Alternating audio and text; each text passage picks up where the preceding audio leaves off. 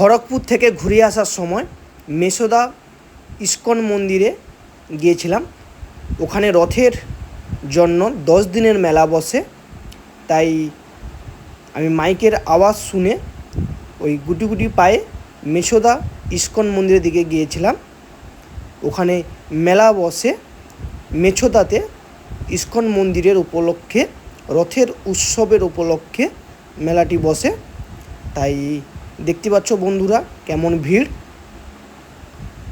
প্রচুর ভিড় দেখতে পেলাম গিয়ে। ইস্কন মন্দিরের উপলক্ষে যে মেলাটি বসে মেছোদাতে, অনেক রকমের দোকান বসেছে মেছোদাতে ইস্কন মন্দিরের। দেখতে পাচ্ছ ইস্কন মন্দিরটা খুবই বড় এবং সামনে রথ দাঁড়িয়ে আছে। এটা হলো মন্দিরের সামনে মেলার বসেছে। এবারে ইস্কন মন্দিরের ভিতরে ঢুকলাম, দেখতে পাচ্ছ রথটা সামনে দাঁড়িয়ে আছে এবং সামনে রামায়ণের একটা শিল্প, মানে একটা ছবি কার্টুন মতো রয়েছে এবং রথটা ঘোড়ার টানছে। দেখতে পাচ্ছ বন্ধুরা ইস্কন মেছোদা লেখাই আছে এবং দেখতে পাচ্ছ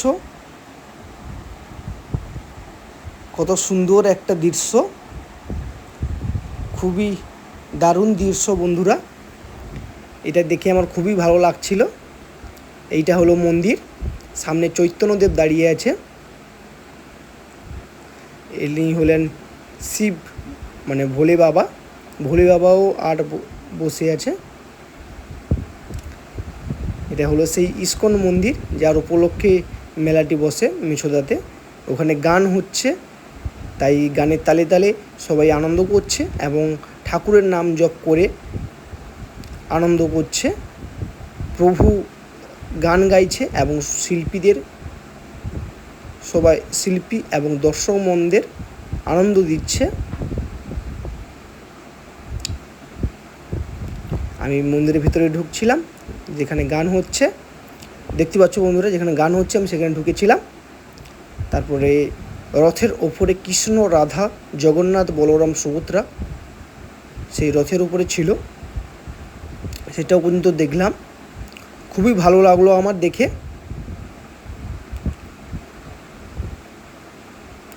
আবারও সেই চৈতন্যদেব,